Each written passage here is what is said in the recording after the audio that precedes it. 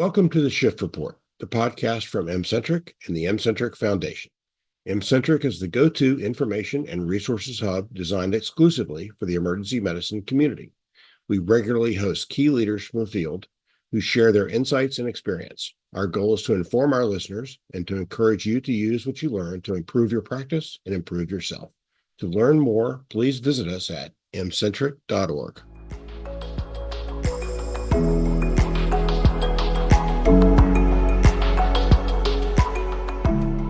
Today's episode is sponsored by Lotus Clinician Wellbeing. Lotus Clinician Wellbeing provides consulting services designed to prioritize clinician wellness in order to provide the best care for their patients. Lotus Clinician Wellbeing supports healthcare professionals with personalized coaching and consulting services for groups and individuals in areas such as career development, leadership, burnout prevention, practice management, and more. For more information, visit lotusclinicianwellbeing.com.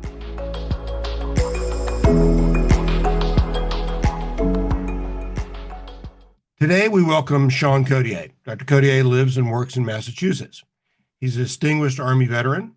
Sean and his colleagues have a fascinating story to tell about a situation that was almost unimaginable 10, 20 or so years ago.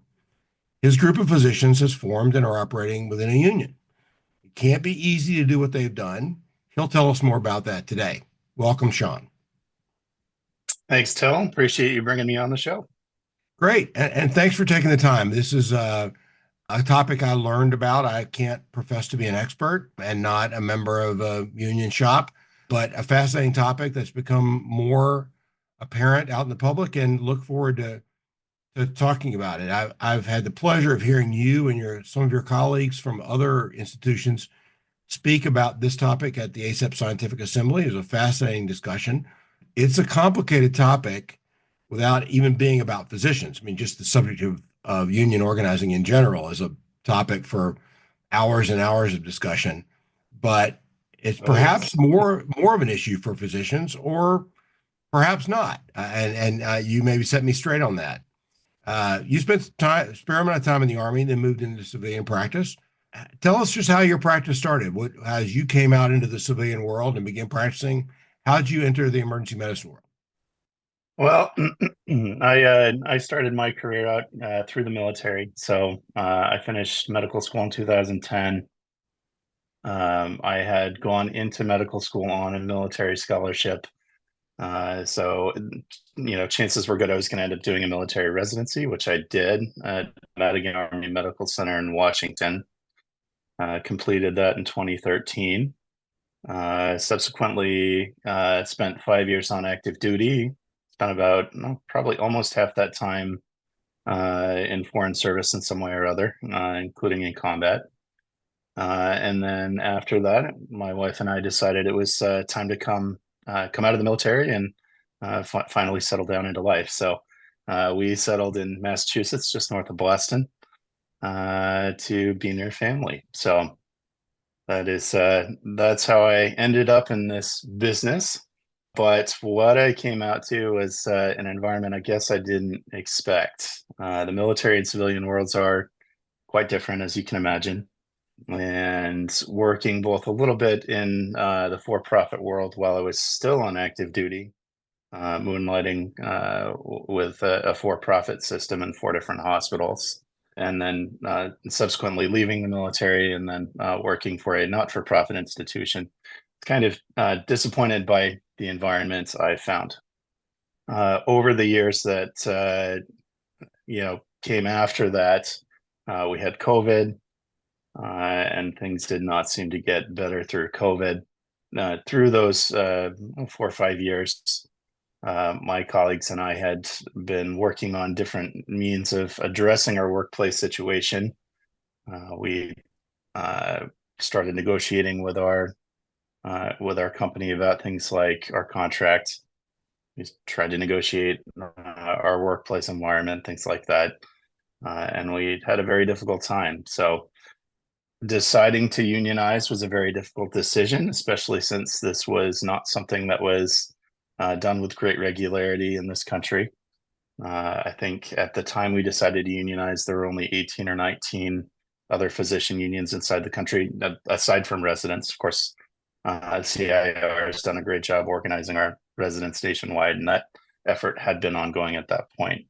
But we didn't have a lot of examples around us of physician groups that had unionized. So it was a difficult process and it was a difficult decision because we didn't have a lot of examples around us. But ultimately, having felt like we exhausted all of the things we felt like we could do, we decided this was a good choice for us. I'd like to delve a little more into that. I mean, you people who have not been around unions, the immediate thing they think about is strikes and people walking up and down sidewalks, preventing people from scabs from getting into various places. There's a lot more to it than that. And that's kind of an end result of, I guess, negotiations gone bad when that happens. What were the things about your workplace that were maybe some that were unique to that workplace and some that may be actually common around emergency medicine that you faced that led you to this? I'm going to be honest. I think pretty much all of our reasons are likely to be common to just about everybody around the country. They're things we talk about all the time. They're things we see in the news.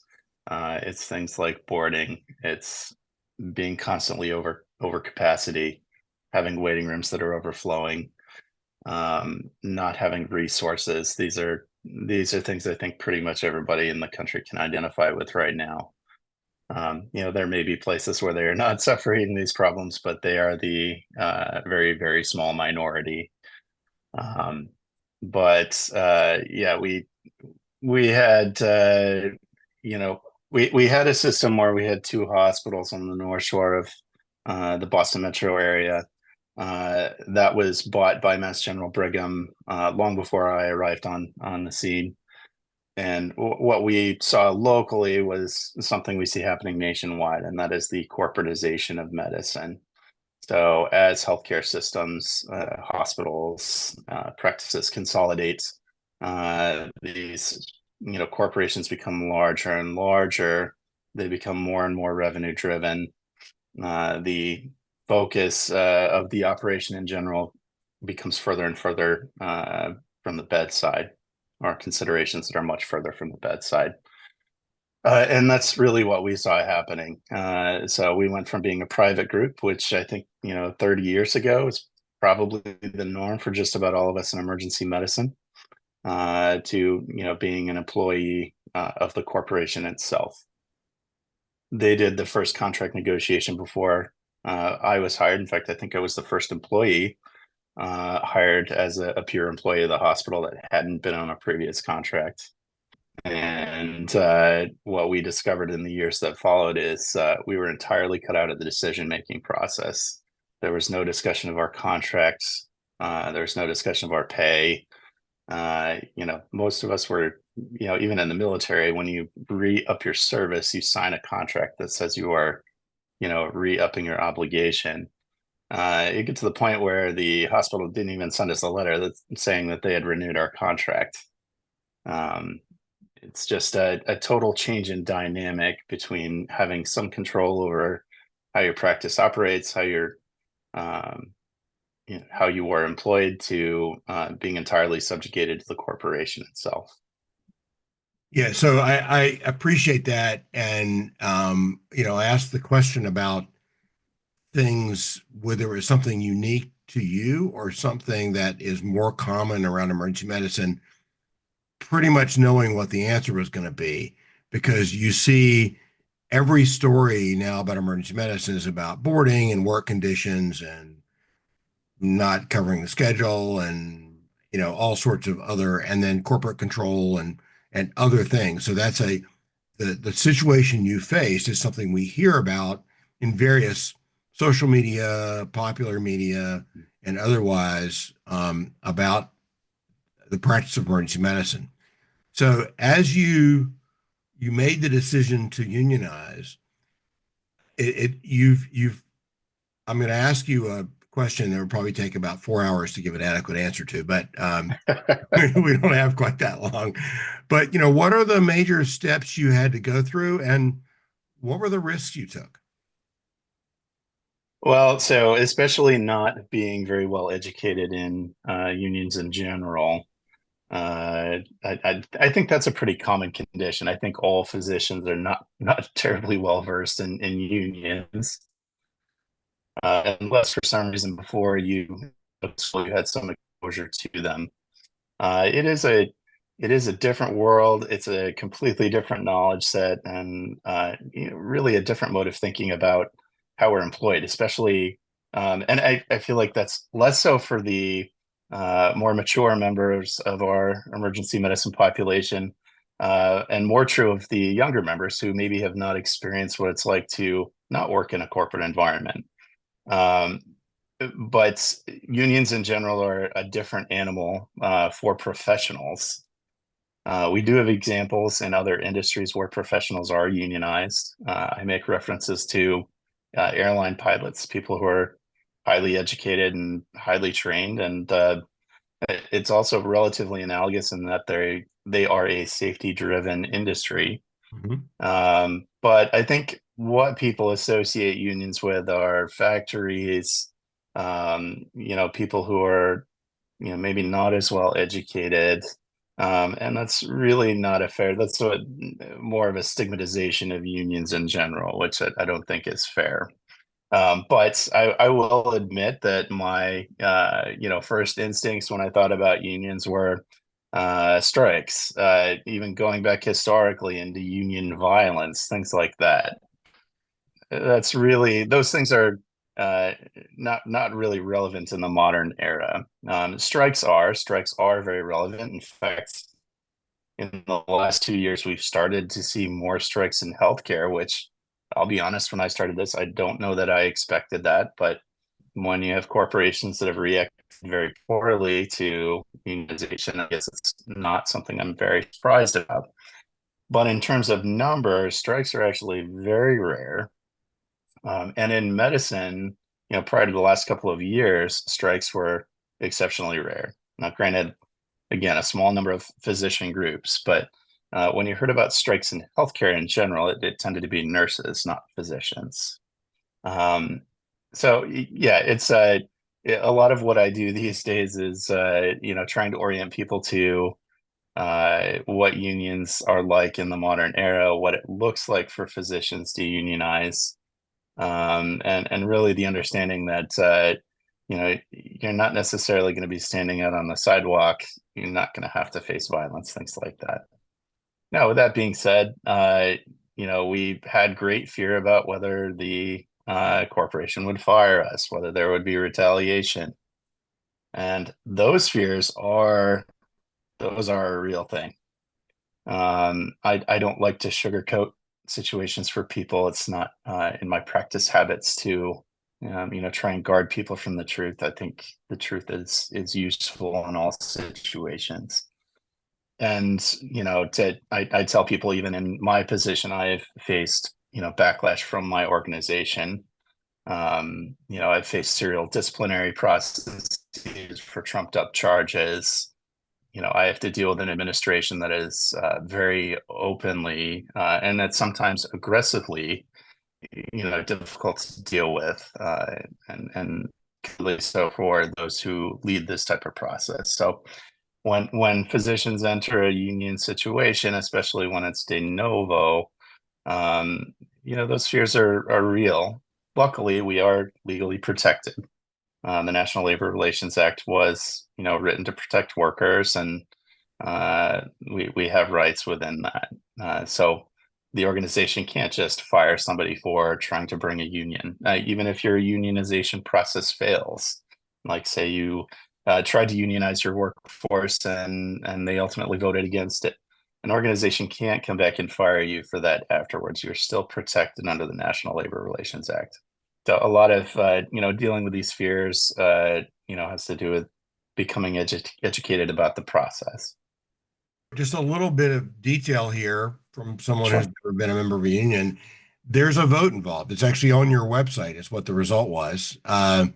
So you probably had to do some selling among your group because it ultimately comes to a vote of whether the people involved want to organize under a union or not. And as you pointed out, if they vote not to, there's no union. So how did that go? Yeah. I mean, I was a little surprised about that process. Again, going into fears about unionizing.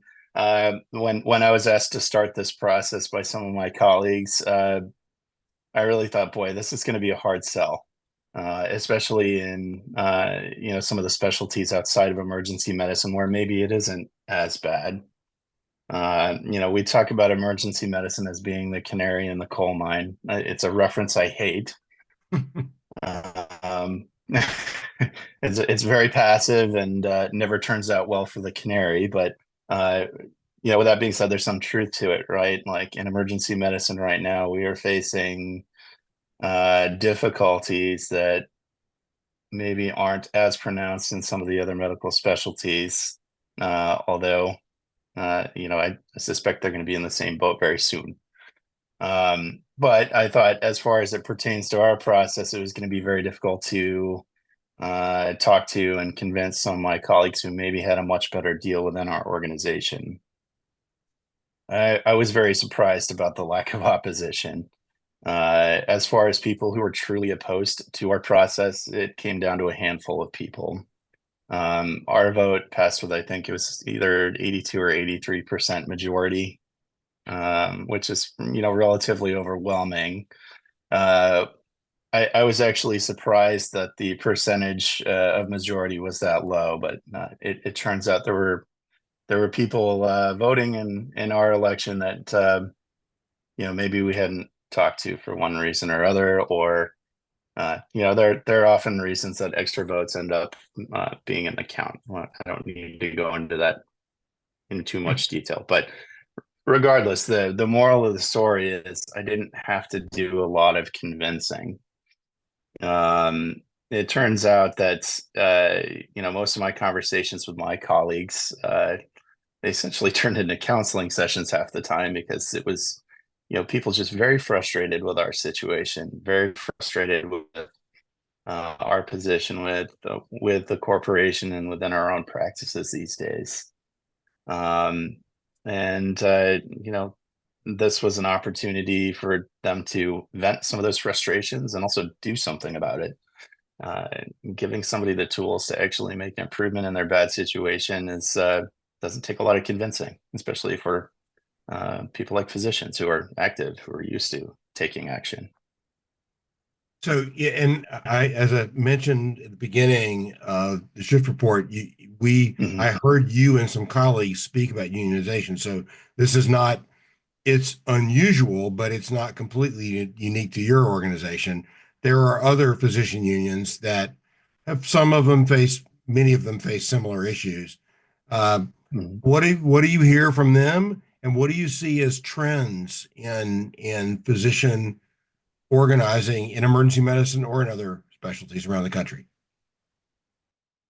Well, I think our biggest questions right now are how do we most effectively organize? And even though medicine has become more and more corporatized, there's still quite a bit of variation in how these companies are composed and what it looks like.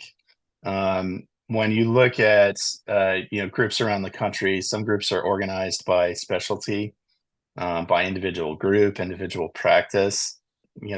Like ours, there's more of a wall-to-wall approach where it's an entire hospital. There are entire systems that are organized. Those are kind of the minority, and they tend to be smaller systems, but nonetheless hospital systems. And some of that comes down to the fact that the rules for unionization were not really written for physicians. We have a very nuanced workforce. We have sort of a nuanced business. So in 1935, the National Labor Relations Act was written for a very, very different looking group of people. Even other professional unions, you look at like the Airline Pilots Association, even though those are professionals who are highly trained, college educated, typically have advanced degrees, things like that. Those organizations are still more classic in that they have, a few managers and a clear administrative structure, and then they have lots and lots of pilots. when you look at our practices, a lot of us work in academic environments. We have academic hats. Uh, Depending on where you are in the country and what the practice style is. You know, in my institution, it was somewhere between 50 and 70% of us had some kind of leadership position. We're just a more active and more involved workforce. So uh, trying to establish who can be in a union is always a question, and trying to establish who qualifies to be in a union in terms of what the workplace looks like, whether that's a group, a hospital, or a system. Those are all questions that have to be addressed, basically looking at the situation on the ground. And those are the kind of the biggest questions that we have to work with when we're talking to new groups around the country. Does that answer your question? It does answer the question. I think, there's obviously, it's a complex landscape because there are It is. large contract groups, there are still smaller groups employed by small systems, by large systems, by academic centers. And I'm sure it's also quite dependent on the state because some states are much friendlier to union growth than others. I'm not going to Yes. ask you to go through all 50 states, but we know there's variability state to state. We probably ought to just touch back on the issue of strikes for a second because we do Sure. think of strikes in unions, and we know that physician unions at the attending level and at the resident level have occasionally used the threat of a strike as part of their negotiation or action. Strikes are different among physicians because there's the whole issue of leaving a hospital without care and making sure there's coverage and there are rules and discussions about that. What's the landscape of strikes when we hear about a proposed strike in a physician union? What does that really mean? Well, I mean, I find it very interesting that it's typically the healthcare organizations that want to perpetuate this idea that if you unionize, you must strike. Mhm. And this is pure emotional pornography. There's just no other way to put this. It's purely intended to play on the fact that they know we are philanthropic as a group by nature. I feel like I can really say that about all of us. We got into this profession because, in some way, shape, or form, we love people. Mhm. We have a duty. We will not leave our patients in a lurch. Most of us have a very strong connection to even our local situation, the community we work in. I have a very strong attachment to my local population. I'm not going to abandon my emergency department and leave the people of Salem and Lynn in a lurch. That's just not a part of my character. And I really believe that it's not a part of the character of, probably just about everybody in our profession. Um, so we're fed this lie that in a strike we're going to abandon our emergency departments and they're going to close, and that our patients are not going to get care. We're sort of fed this lie to scare us because they know we'll never do that. Um, so really, what we need to understand is that a physician strike looks very different than what people sort of imagine in their mind of, an entire factory going on strike, for instance. It's not a situation where we shut the lights down and walk out the front door and the ER closes. There are very specific rules for how healthcare institutions go on strike, and it comes down to the acute care update. Basically, what it says is if you work in healthcare, you must give your employer 10 days warning before you go on strike. That gives them 10 days to provide coverage for the emergency department or for the hospital. And I was so interested personally in how this worked that the first group among us who went on strike, which was the Detroit group, I actually flew out because I wanted to see how this went down. I talked to all of the people involved with that, and I can tell you for sure, if they thought that their ER was not going to have appropriate coverage, they would have canceled their own strike. It's Mhm. just one of those things. A strike in other professions is designed to hurt the employer economically, or at least bring operations to a standstill in some way, shape, or form. when physicians strike, that's not really functionally what happens, right? Because our goal is never going to be to close an emergency department or close a hospital. What it is a very public statement that um, to the employer that, hey, you know what, we're willing to make this public. We're willing to talk about this very publicly and let the public know how strongly we feel about whatever's going on that we think is wrong here. Um, so, I think it's important for physicians who are considering to unionize to, make sure they're really aware of what a strike looks like before they, make that a decision-making point on whether to unionize or not. With that being said, there are people that have contracts that have a no strike clause. I wouldn't recommend that. I'm not advocating that for my group for sure. I want to keep that option open. I think strikes are useful for the reasons that I, just stated. Um, but getting people to wrap their mind around what it looks like for a healthcare institution to strike is very important. So yeah, that's great to clarify. I think the strikes do make pretty dramatic news, and we hear about nurses strikes probably more commonly than physician strikes because nurses unions are more common. And hospitals do have to deal with that, but nurses similarly are dedicated to patient care. And but physicians, we all took a version of an oath, and you're right, got into it for reasons of caring about people. All the other stuff came later, but we all chose to be physicians for a version of the same reason. This has been a fascinating conversation. I think there's as I noted in one question, there are hours more to discuss about various issues, the legalities and the nuts and bolts, but you have been very open and public in your discussions. You've got a website that gives some information about what you've done, and welcome you on the podcast, and thank you for the time you've taken to be very public and speak about this for people who frankly want to learn, and be open and honest about it. If people want to learn more about you and your union, how do they find you? You can email. I can put my emails in the. Do you have show notes that I can put them in? Great. Yes. Yes. We will put your Okay. email directly in show notes if you like. That's perfect. Yes. Yeah. Please feel free to email me. I'll also put my personal phone number in those notes. Please, if you're considering unionizing, get in contact with me. Get in contact with one of the other groups that's unionizing. There is so much nuance to this process, and as we went through this process without a lot of information, one of the things that my colleagues and I said to each other was, we need to make sure that we provide this information to other people so that they are not repeating all this work that we're doing right now. We would love to give you guys information and help you through this process because it is not an easy one. It's a lot of work. So anything we can do to help our fellow physicians out, we will be more than happy to. Great. And we will share Sean's contact information, including his personal cell phone number. Thank you for that. That's above and beyond.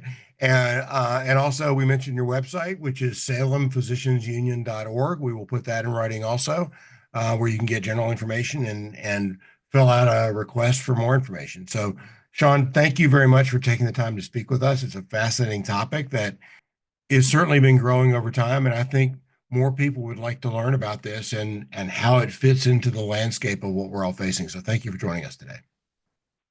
Thank you for having me. And thank you for joining us in this installment of our M-Centric podcast series, The Shift Report. And special thanks to Dr. Sean Codier for sharing his important insights. For more content, networking, and innovation in the world of emergency medicine, please visit mcentric.org.